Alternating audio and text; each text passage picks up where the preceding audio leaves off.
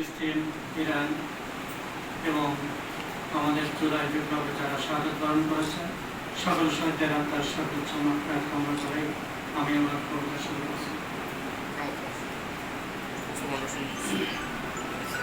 Iran এক সাহসী জাতি, বহুকাল আগে থেকে পারস্য নামে যারা সারা বিশ্ব চেনে।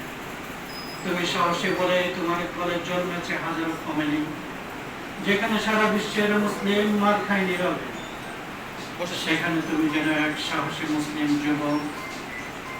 যেখানে সারা বিশ্বের মরল আমেরিকা তোমার দিকে সাবধানে থাকে, আর ইসরায়েল সে তো দুষ্টু ছেলের মতো মাঝে মাঝে পার্শ্ববর্তী মুসলিম দেশগুলোর দিকে হিল ছড়ে।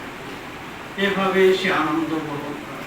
ফিলিস্তিনের মুসলিম হত্যা যেন নিত্যদিনের কাজ।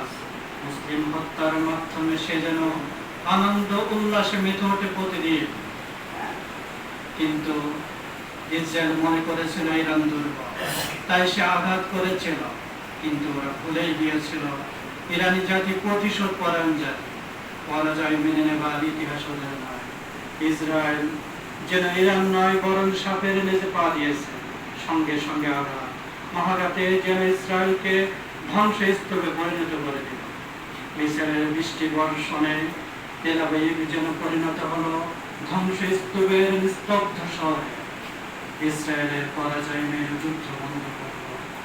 শুধু মুসলিম নয়, পৃথিবীর অধিকাংশ মানুষ যেন ইরানের বিজয়ে আনন্দিত। নতুন করে প্রশংসিত হলো ইরানিরা। সালাম আলাইকুম।